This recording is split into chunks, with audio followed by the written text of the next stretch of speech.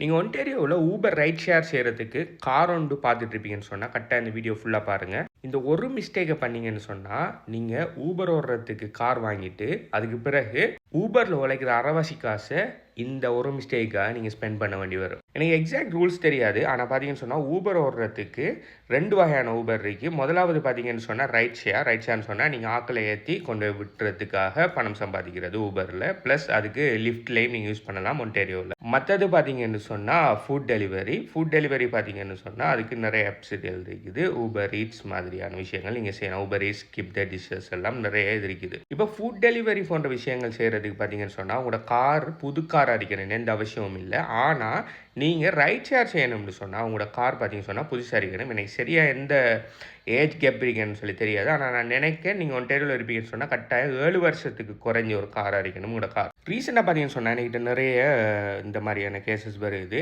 எப்படின்னு சொன்னால் என்கிட்ட கோட் செக் பண்ண வருவாங்க. அவங்க புதுசாக கனடாக்கு வந்திருப்பாங்க, சரியானே புதுசாக கணக்கு வந்திருப்பாங்க. இதுக்கு முதல்ல அவங்கள்ட்ட இன்சூரன்ஸ் எக்ஸ்பீரியன்ஸே இருந்திருக்காது. இது அவங்களோட முதலாவது கார். அப்படி வாங்க போகிற கார் பார்த்தீங்கன்னு சொன்னால் பிராண்ட் நியூ கார் 2026 டைப். நான் அந்த வீடியோ செஞ்சுட்டு இருக்கிற டைமில் என்ன பிராண்ட் நியூ கார் இருக்கோ அந்த கார் ஒன்று எடுப்பாங்க. ப்ளஸ் அவங்களோட லொக்கேஷன் எங்கே இருக்கும்னு பார்த்தீங்கன்னு சொன்னால் டொரண்டோ ஜிடி ஏரியாவுக்குள்ளே, ஹை மெட்ரோபாலிட்டன் ஏரியா சிட்டிக்குள்ளே இருப்பாங்க, அவங்க வாழுவாங்க. ப்ளஸ் அவங்களோட வயசு பார்த்தீங்கன்னு சொன்னால் குறைஞ்ச வயசாக இருக்கும், அதாவது டீனேஜில் இருப்பாங்க. அப்படி இல்லைன்னு சொன்னால் ஏர்லி 20 இல்லாட்டி ஏர்லி 30s இருப்பாங்க. இப்போ நான் சொன்ன விஷயம் எல்லாம் பார்த்தீங்கன்னு சொன்னால் இன்சூரன்ஸை பொறுத்த வரைக்கும் ஹை ரிஸ்க்காக கன்சிடர் பண்ணுற விஷயங்கள். அதாவது இன்சூரன்ஸ் கம்பெனிஸ் ஒரு புது டிரைவர்னு சொன்னால் ஒரு ஹை ரிஸ்க்காக தான் பார்க்கும், இன்சூரன்ஸ் பேமெண்ட் கூடும். அதே மாதிரி டொரண்டோ ஜிடி ஏரியாவுக்குள்ளே இருப்பீங்கன்னு சொன்னால் உங்களோட இன்சூரன்ஸ் கூட வரும். நீங்கள் பிராண்ட் நியூ கார் எடுக்க போகிறீங்கன்னு சொன்னால் ஃபுல் இன்சூரன்ஸ் தான் போடணும், ஃபைனான்ஸ் லீஸ் பண்ணக்குள்ள. ஸோ உங்களோட இன்சூரன்ஸ் கூடும். ப்ளஸ் உங்களுக்கு வயசு குறைவாக இருக்கும்னு சொன்னால் நீங்கள் யங் டிரைவருங்கிறதால ஆக்சிடென்ட் படுறக்கூடிய சான்சஸ் கூடங்கிறதால அதுக்கு உங்களோட இன்சூரன்ஸ் கூடும். ஸோ இப்படி எல்லா ரெட் ஃப்ளாக்ஸும் இருக்கும். இப்போ ஒரு ஆள் இன்சூரன்ஸ் என்கிட்ட இந்த இவ்வளோ ரெட் ஃப்ளாக்ஸோட கட்டு வரேன்னு சொன்னால் நான் இன்சூரன்ஸ் கோட்டை இப்படி நான் சொன்ன கேட்டகரியில் இருக்கிற ஒரு ஆளுக்கு நான் செக் பண்ணக்குள்ள நார்மலாக பார்த்தீங்கன்னு சொன்னால் அவங்க பிராண்ட் நியூ கார் வாங்குறாங்கன்னு சொன்னால் ஃபைனான்ஸோ லீஸ் தான் போடுவாங்க. யாராலையுமே $50,000-$60,000 டோட்டல் கேஷ் கொடுத்து வாங்க இயலாது. ஸோ ஃபைனான்ஸோ லீஸ் போடக்குள்ள கட்டாயம் ஃபுல் இன்சூரன்ஸ் தான் போடணும். ஸோ நான் கோட் செக் பண்ணக்குள்ள ஒரு டொரண்டோ ஜிடி ஏரியாவுக்குள்ளே நான் சொன்ன கேட்டகரியில் இருப்பேன்னு சொன்னால் மினிமம் $600 இருந்து $1,000 வரைக்கும் இன்சூரன்ஸ் வரும். மினிமம் 600லேருந்து 1000, சில 1000 கூட தாண்டி போகும். அப்போ நான் இன்சூரன்ஸ் கோட்டை அவங்கள்ட்ட ப்ரெசென்ட் பண்ணின உடனே அவங்க சொல்கிற முதலாவது விஷயம், பிரதர் அப்படிலாம் சொன்னால் அண்ணா நான் இன்சூரன்ஸ் எடுக்க வந்தது முதலாவது நான் இந்த காரை எடுக்க நான் முடிவு பண்ணது ஊபர் ஓடுறதுக்காக. ஏன்னா எனக்கிட்ட இப்போ தொழில் இல்லை. ஸோ நான் இந்த பிராண்ட் நியூ கார் எடுத்து ஊபர் ஓடி ஏர்ன் பண்ணி அதை ஒரு தொழிலாக செய்யப்படுறேன், ஃபுல் டைமாக செய்யப்படுறேன்னு சொல்லி தான் அந்த கார் எடுக்க முன் வந்தது. கார் பேமெண்ட்டே எனக்கு $500 வருது, ஆனால் இப்போ இன்சூரன்ஸ் ஆல்மோஸ்ட் $1,000 வருது. அப்போ டோட்டலாக மந்த்லி எனக்கு செலவு 1500. அதை தாண்டி நான் ஊபரை ஃபுல் டைம் ஓடுவேன்னு சொன்னால் பெட்ரோலே பயங்கரமாக வரும். ஆனால் இப்போ எனக்கு வார இந்த எக்ஸ்பென்ஸில் பார்த்தீங்கன்னு சொன்னால் இது ஊபரில் ஏர்ன் பண்ணுறதுல அரவாசோட கூட போயிடும். அப்போ எனக்கு அங்கே மற்ற இதர செலவுகள் எல்லாம் ஸ்பெண்ட் பண்ணி அங்கே எடுக்கிறதுக்கு எனக்கு ஒரு இது கட்ட மாட்டேங்கி, இதுக்கு ஒன்றுமே செய்யலை, அதுக்கு வேறு ஒரு ஆப்ஷன் இல்லையான்னு சொல்லி கேட்பாங்க. அப்போ நான் வந்து சொல்லுவேன், அப்படி பிரச்சனை இருக்குது. இப்போ உங்களுக்கு இன்சூரன்ஸ் நீங்கள் என்கிட்ட மட்டும் இல்லை, நீங்கள் யார்கிட்ட போய் கேட்டாலும் இந்தந்த காரணங்களுக்காக உங்களுக்கு இன்சூரன்ஸ் பயங்கர இந்த மாதிரி கூட தான் வரும். அப்படி இன்சூரன்ஸை குறைக்கணும்னு சொன்னால் ஒரே ஒரு வழி இருக்குது. ஒன்று நீங்கள் வேறொரு இடத்துக்கு மூவ் ஆகுங்க. அதாவது ஹை ரிஸ்க் ஏரியா இல்லாமல் வேறொரு லோ ரிஸ்க்கான டொரண்டோ ஜிடி ஏரியாவை விட்டு வேறு இடத்த லீகலாக மூவ் ஆகுங்க. அதாவது நீங்கள் ரூமை விட்டுட்டு நீங்கள் வேறு இடத்த ரூம் பார்த்துட்டு போங்கன்னு சொல்லுவேன். அதுக்கு அவங்க சொல்லுவாங்க, இல்லை நான் ஃப்ரெண்ட்ஸோட இருக்கேன், ஃபேமிலியோட இருக்கேன், எங்கள் ரிலேஷன்ஸோட விட்டு இருக்கேன், ஸோ அப்படி மாற முடியாதுன்னு சொல்லுவாங்க. அப்போ ரெண்டாவது ஆப்ஷன் பார்த்தீங்கன்னு சொன்னால் இப்போ நீங்கள் எடுக்கிற பிராண்ட் நியூ காரை விட்டுட்டு ஒரு $5,000 குறைய ஒரு கேஷுக்கு ஒரு நல்ல கார் ஒன்று எடுத்துட்டு அந்த காருக்கு ஃபுல் இன்சூரன்ஸ் போடாமல் 1 வே இன்சூரன்ஸ் போடுவீங்கன்னு சொன்னால் உங்களுக்கு இன்சூரன்ஸ் நல்ல குறைய வரும். ஸோ அதை எடுத்து நீங்கள் ஊபர் ரைட் ஷேர் பண்ண முடியாது, ஆனால் நீங்கள் ஊபர் ஈட்ஸோ, ஸ்கிப் த டிஷஸ், மற்றது DoorDash இதை மாதிரியான விஷயங்கள் செஞ்சு ஏர்ன் பண்ணலாம். ஸோ உங்களுக்கு இன்சூரன்ஸ் மட்டும்தான் மந்த்லி காஸ்ட் ஆகுமே தவிர அதுக்கு அங்கே கார் பேமெண்ட்னு சொல்லி ஒரு விஷயம் மட்டும் இருக்காது. ஏன்னா நீங்கள் கேஷுக்கு வாங்குறீங்க, ப்ளஸ் உங்களுக்கு வார இன்சூரன்ஸஸ் இன்னொரு அமௌண்ட்டில் வரும். ஸோ மற்றதை நீங்கள் ஏர்ன் பண்ணுற எல்லாமே உங்களுக்கு நல்ல சேவிங்ஸாக இருக்கும்னு சொல்லுவேன். அப்படி சொன்ன உடனே அண்ணா நீங்கள் சொல்கிறது அப்படி இல்லைன்னு சொன்னால் பிரதர் நீங்கள் சொல்கிறது நல்ல விஷயந்தான், ஆனால் பிரச்சனை என்னென்னு சொன்னால் நான் ஆல்ரெடி $1,000 இல்லாட்டி $2,000 கொடுத்து காரை புக் பண்ணிட்டேன். அந்த பணம் பார்த்தீங்கன்னு சொன்னால் நான் ரீஃபண்டபிள் டிபாசிட்னு சொல்லுவாங்க.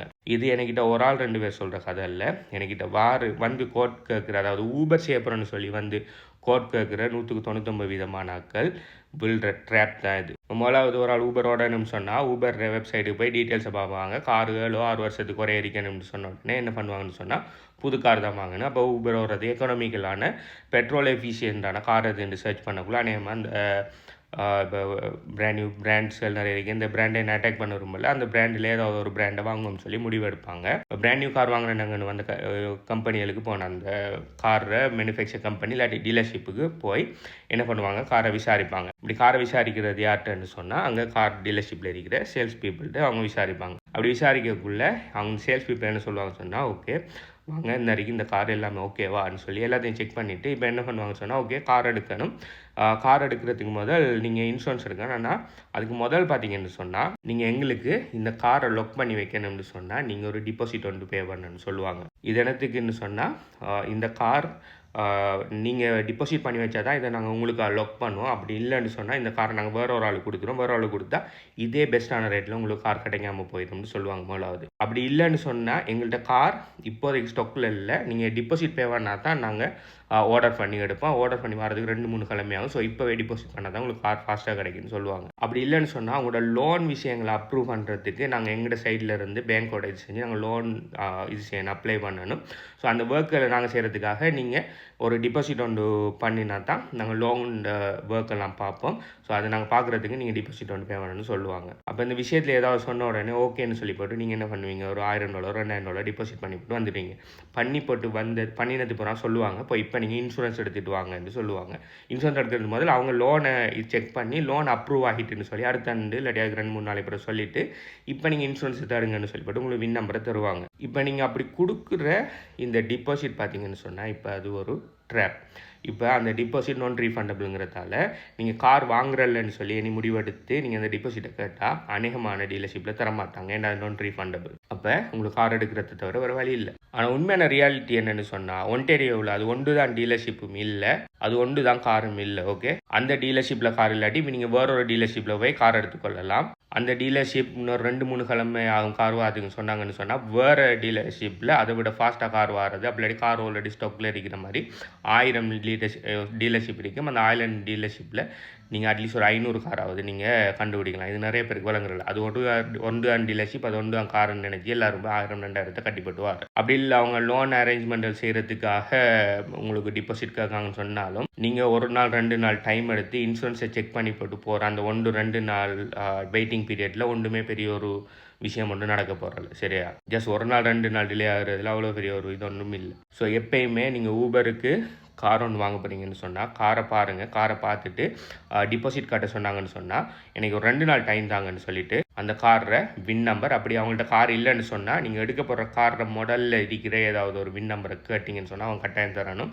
அந்த வின் நம்பரை எடுத்து இன்சூரன்ஸ் ப்ரோக்கர்ஸ்டையோ இல்லாட்டி இன்சூரன்ஸ் ஏஜென்ட்டையோ நீங்கள் எனக்கு மெசேஜ் பண்ணலாம். மெசேஜ் பண்ணால் அவங்க அந்த காருக்கும் ப்ளஸ் உங்களோட ரிஸ்க்குக்கும் ப்ளஸ் நீங்கள் இருக்கிற ஏரியாவோட ரிஸ்க்குக்கும் பார்த்து உங்களுக்கு கோட் ஒன்று தருவாங்க. நீங்கள் எனக்கும் அனுப்பலாம். நானும் ஒரு licence insurance broker in Ontario. எங்களோட இன்சூரன்ஸ் ப்ரோக்கர் நாங்கள் 30+ கம்பெனிஸோட ஒர்க் பண்ணிட்டு இருக்கோம். நீங்கள் எனக்கு உங்களோட டிரைவிங் லைசன்ஸில் டீட்டெயில்ஸ் ப்ளஸ் வின் நம்பர் 2 எனக்கு அனுப்புவீங்கன்னு சொன்னால் நான் செக் பண்ணி உங்களுக்கு கோட்டை தரப்போகிறேன். சரியா, 100% என்ன ரிஸ்க் ஃப்ரீ எதுன்னு சொன்னால் நீங்கள் எனக்கு எந்த பேமெண்ட் பண்ண போல டீட்டெயில்ஸை தந்தால் நான் கோட்டை உங்களுக்கு ப்ரெசென்ட் பண்ணுவேன். நீங்கள் என்கிட்ட தான் கோட்டை எடுக்கணும்னு சொல்லி எந்த விதமான அந்த ட்ரப்பும் இல்லை. அப்போ நீங்கள் கோட்டை விசாரிக்கக்குள்ள உங்களுக்கு ஒரு ஐடியா ஒன்று வரும். ஓகே, எனக்கு இன்சூரன்ஸ் பார்த்தீங்கன்னு சொன்னால் $800 இல்லை $900 வருது, கார் பேமெண்ட் ஒரு $500 வருதுன்னு சொன்னால் $1300-1400 வருது. இது எனக்கு எஃபர்டபுள் இல்லையான்னு சொல்லி நீங்கள் அதுக்கு பிறகு ரிஸ்க் அனாலிசிஸ் பண்ணி ஊபர் என்னால் இவ்வளோ டைமுக்கு உடையலோ, இவ்வளோ டைமுக்கு என் ஃப்ரெண்ட் ஒரு ஆள் ஓடுறாரு, அவர் இவ்வளோ ஏர்ன் பண்ணுறது, இது நல்ல இல்லையான்னு சொல்லி அதுக்கு பிறகு உங்களால் ஒரு கிளியர் கட்டான ஒரு இதுக்கு வரலாம். இப்படி நீங்கள் வின் நம்பர் எடுத்து முதல்ல இன்சூரன்ஸ் செக் பண்ணி போட்டு அதுக்கு பிறகு போய் காரை